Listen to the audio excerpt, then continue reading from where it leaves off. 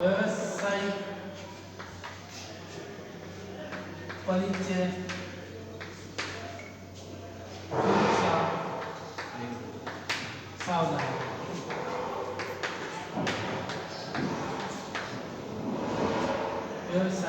व्यवसाय परिचय सुरक्षा सावधानी। तो देखो भाई, सब पहले जो टॉपिक है आपने वो है विद्युत कार्ड। विद्युत कार्ड में आपका क्या है, इलेक्ट्रिशियन।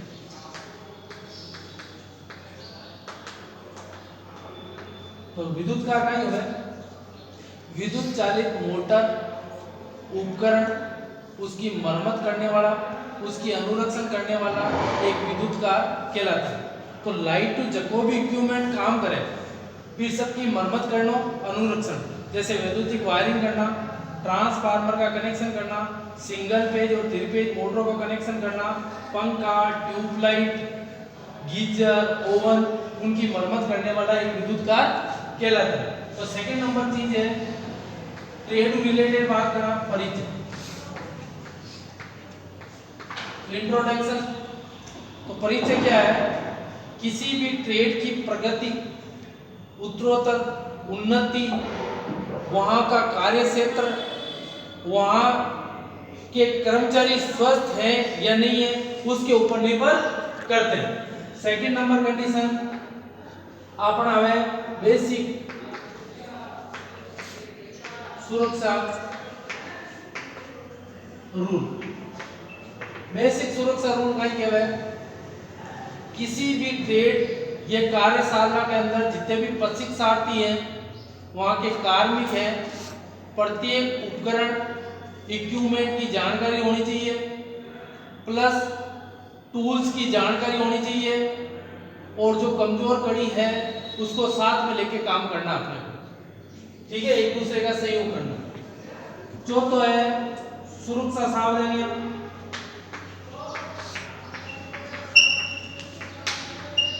तो सुरक्षा सावधानियां का ही है, तो स्विच बोर्ड है, स्विच जो बोर्ड है वो फर्श 1.3 मीटर की ऊंचाई पर होना चाहिए। जो लाइटिंग बोर्ड है जैसे होल्डर, सीलिंग रोज, वो आपके फर्श से 2.25 मीटर की ऊंचाई पे होना चाहिए। जो छत पंखा है न्यूनतम 2.4 मीटर, अधिकतम आपके 3 मीटर की ऊंचाई पर होना चाहिए। और जितने उपकरण है, मशीन है, वो 2 ही अर्थिंग होनी चाहिए, अर्थिंग होनी चाहिए। स्विच तार पेज से कंट्रोल होना चाहिए, पेज के सीरीज में फ्यूज लगाना चाहिए। तो ये सुरक्षा सावधानी आपको ध्यान में रखनी है। उसके बाद में आते हैं सुरक्षा या सुरक्षा संकेत। तो सुरक्षा संकेत के अंदर निषेधात्मक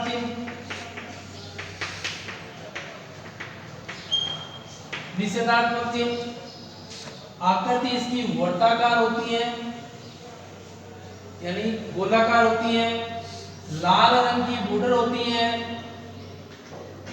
सफेद रंग की पृष्ठभूमि होती है, और काला रंग का चिन्ह होता है।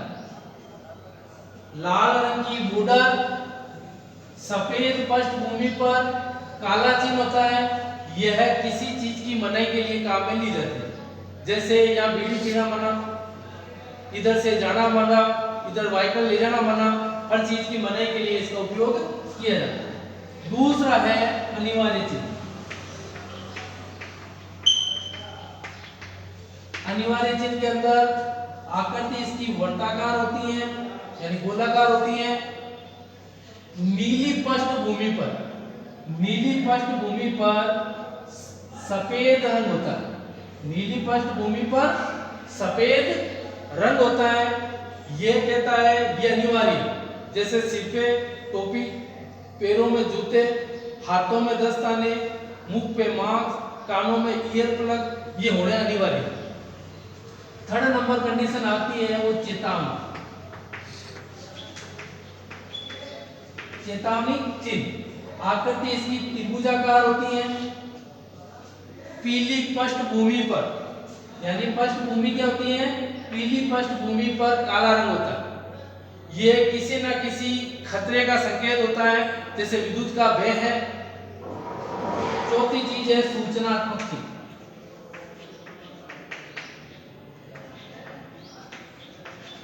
सूचनात्मक चिन्ह क्या कहता है, ये आयताकार या वर्गाकार आकृति में होती है। हरे रंग की पृष्ठभूमि पर सफेद चिन्ह होता है। ठीक है, ये सुरक्षा संकेत के अंदर आ गए। उसके बाद में आप कहते हैं PPE, पर्सनल प्रोटेक्टिव इक्विपमेंट। अब पर्सनल प्रोटेक्टिव इक्विपमेंट 8 प्रकार का लगा, 1 2 4 5 6 7 और 8। पर्सनल प्रोटेक्टिव इक्विपमेंट, व्यक्तिगत उपकरण सुरक्षा, ये 8 प्रकार की होती हैं। PP1 एक नंबर आता है पैर के लिए, पैरों की सिर की, सिर की सुरक्षा के लिए 1 नंबर।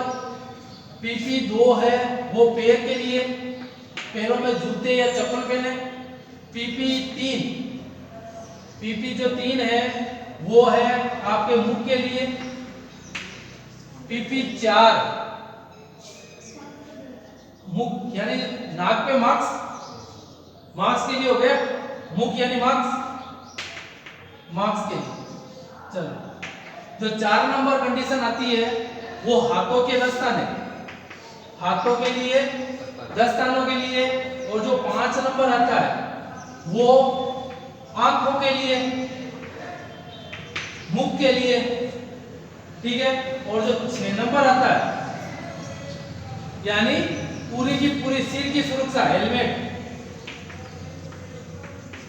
और 7 नंबर कान के लिए, और 8 नंबर है सुरक्षा बेल्ट।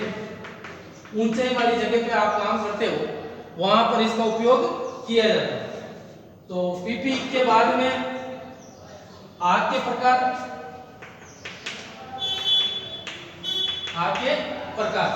तो आग का प्रकार ने 4 प्रकार में वर्गीकृत करा। ए प्रकार की आग, जगह में कागज, कपड़ा, लकड़ी। तो इस प्रकार की जो आग होती है तो उसके लिए जल के द्वारा आग को बुझाया जाता है। जल प्रकार का अग्निशामक। और ये किस रंग में होता है, ये लाल रंग में होता है। रंग का अग्निशामक यंत्र काम में लिया जाता है। दूसरा आता है बी प्रकार की आग। बी प्रकार की आग, तो बी प्रकार की आग के अंदर पेट्रोल, मिट्टी का तेल। तो इस प्रकार की आग को बुझाने के लिए फोम प्रकार के अग्निशामक यंत्र का प्रयोग किया जाता है।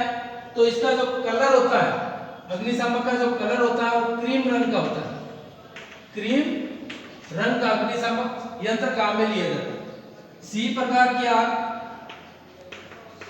ये ज्यादातर होती है गैस। ये आग एलपीजी गैस, इसे बुझाने के लिए सूक्ष्म चूर्ण का प्रयोग किया जाता है। जो अग्निशामक होता है वो नीले रंग का होता है। नीले रंग का अग्निशामक यंत्र काम में लिया जाता है। जो एक और प्रकार की होती है सी प्रकार में, सी प्रकार में विद्युत की आग भी आती है। विद्युत आग भी इसी के अंदर आती है। इसे बुझाने के लिए CO2 कार्बन डाइऑक्साइड का प्रयोग किया जाता है। और इसके अंदर काले रंग का अग्निशामक यंत्र काम में लिया जाता है। और नेक्स्ट चीज होती है डी प्रकार की आग। डी प्रकार की होती है जो धात्विक आग होती है। तो इसे बुझाने के लिए हेलोन प्रकार का अग्निशामक यंत्र काम में लिया जाता है। इसके अंदर ब्रोमो, क्लोरो, डिफ्लोरो, मीथेन गैस भरी होती है, या कार्बन टेट्रा क्लोराइड अग्निशामक यंत्र भरी होती है। अब नेक्स्ट होती है रसायन प्रकार की जो आग होती है, इसका जो कलर होता है, अग्निशामक का जो कलर होता है वो पीला रंग का होता है, पीला रंग का होता है। अब नेक्स्ट जो बात करें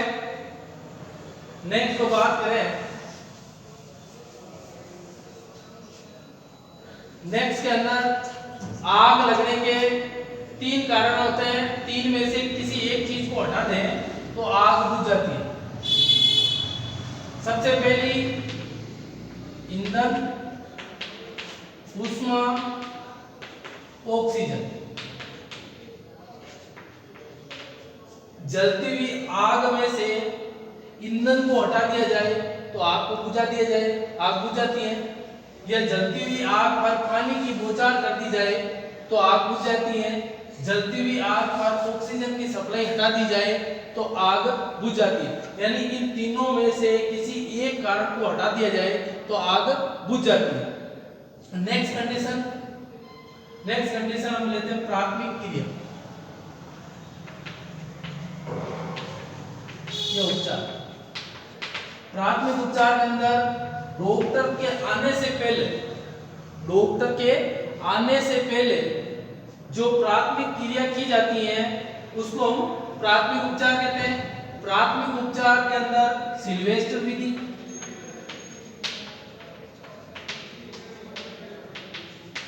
दूसरी है शेफर विधि, तीसरी है मुख से मुख विधि।